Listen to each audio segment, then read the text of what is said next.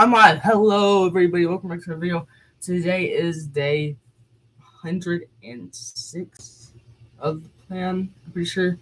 And so, anyways, um, yeah, I'm not sure how many people can relate, but you have the feeling of when you don't realize you have a backlog of files, and then you find them all and you just delete them all at once, and your folder goes from completely full to completely empty. Like how good of a feeling that can be. Well, I've been had a bunch of Minecraft clips. It turns out the place I was trying to clear them out every so often, make sure they weren't getting too backlogged, was not the right place. And so I deleted 30 gigabytes worth of footage all at once, and it felt so good just to hit delete. But anyways, yesterday I finished off Esther, so today I'll be starting Joe. And so, and then like I said yesterday, after Job, it's Psalm, which is kind of crazy that we're almost Psalm, but still, let's get started. Chapter 1, Job and his family. There was a man in the country was named Job. He was a man of complete integrity who feared God and turned away from evil. He had 7 sons and 3 daughters. The estate included 7,000 sheep, goats, 3,000 camels, 500 yoke of oxen, 500 female donkeys, and a very large number of servants. Job was the greatest man among all the people to the east.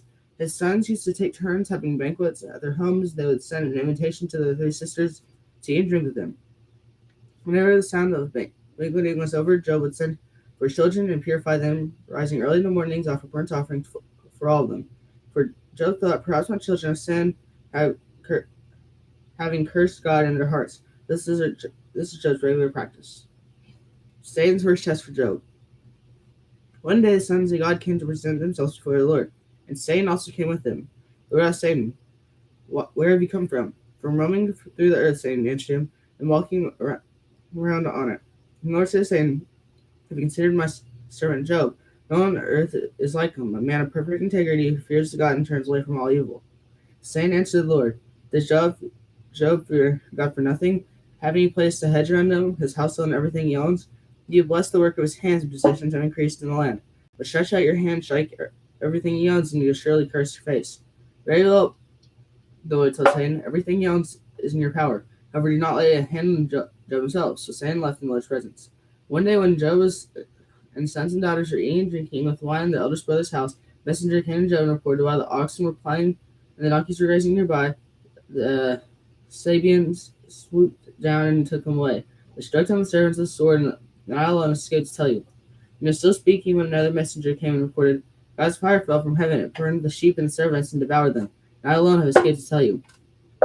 That messenger was still speaking when yet another came and reported, the Chaldeans formed 3 bands and made a raid on the camels and took them away. They struck down the servants with the sword, and I alone have escaped to tell you. He was speaking with another messenger, and he reported, your sons and daughters were eating and drinking in your oldest brother's house. Suddenly, a powerful wind swept in the desert and struck the 4 corners of the house. He collapsed on the young people so that they died. And I alone have escaped to tell you. Then Job stood up, he tore his robe, shaved his head, fell to the ground in worship, saying, naked I came from my mother's womb, and naked I'll leave this life. The Lord gives, the Lord takes away. Blessed be the name of the Lord.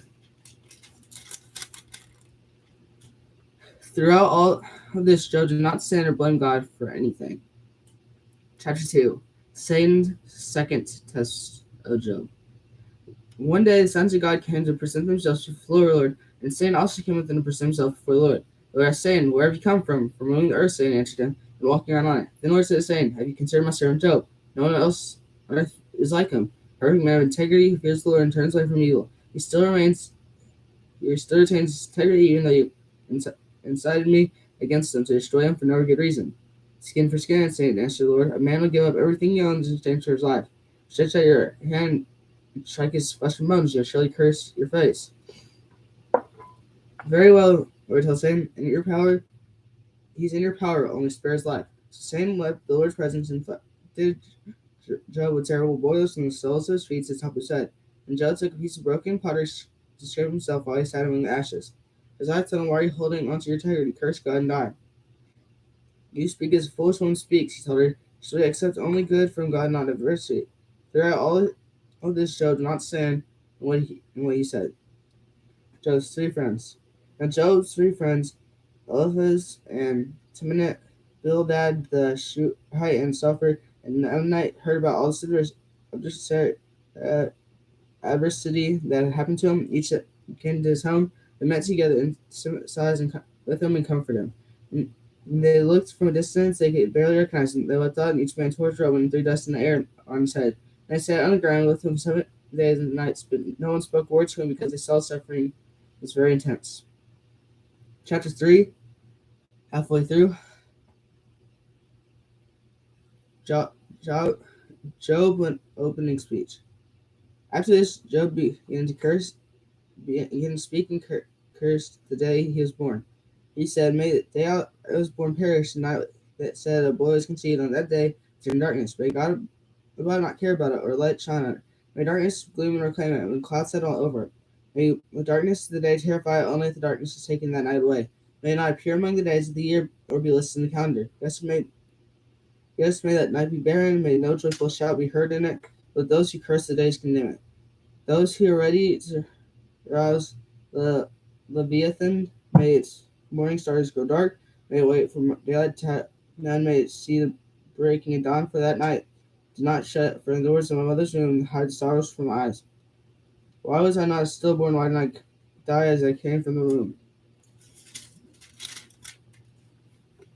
Why did the knees receive me, and why were the rest remained in nurse?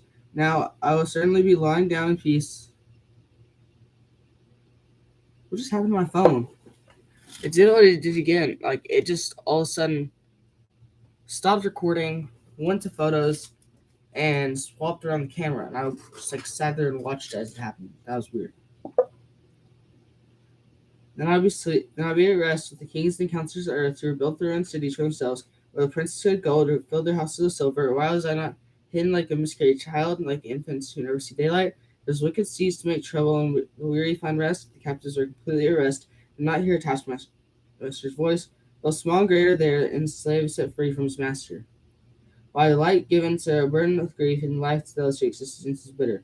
Who wait for death, but not to come for more, and search for worth and hidden treasure, who are filled with much joy and glad when they reach the grave. Why is life given to a man whose path is hidden, whom God has hedged in, a sight when food is put before me, and groans pour out like water, where a thing I fear is overtaking me, and when I dread it has happened to me. Can relax or be calm? I have no rest, for turmoil has come.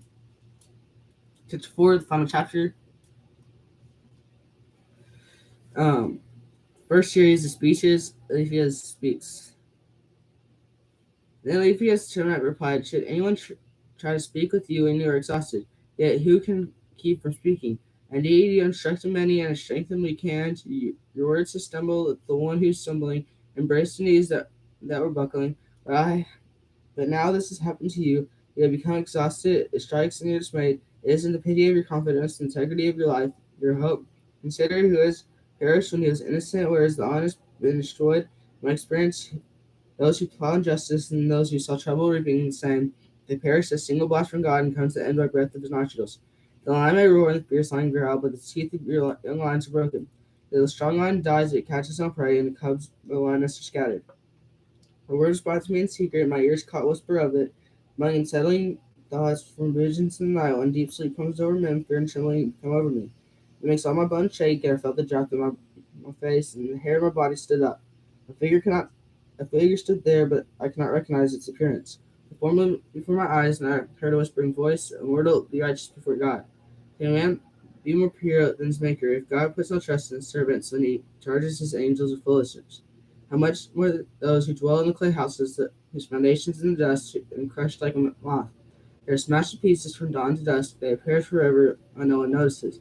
Our tent cords not pulled, they die without wisdom. Oh, that's all the reading for today from Job. So, right off the bat, it's very, very much like tense, and starts out talking about a guy named Job.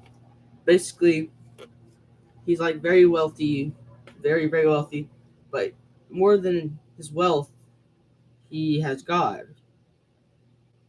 And he really, really trusts in God no matter what happens. And so Satan walks up to God and say, basically, like, yes, you think Job is such a good person and he loves you so much, but you've done everything for him. Let me show him hardship. Let me take stuff away from him, and then we'll see what happens. And so God says, do it, but do not kill Job. Do not lay a hand on Job. And so he does it. He takes out the livestock. Many people get killed. Like even his own sons and daughters, they all die from the winds making the beams of the house they're in collapse. All this crazy stuff. And so he tore his clothes, but he remained faithful to God. Then again, Satan said to God, yes, he still cried out to you, but a man would give everything for his life, so of course he did. So God says, very well, you can make him sick, but don't kill him. And so Satan, then again, he inflicts the terrible disease, and then he says, surely he will curse God. Even his wife said, curse God and die. But he said, you speak like a foolish woman. And he said, God gives and God takes away.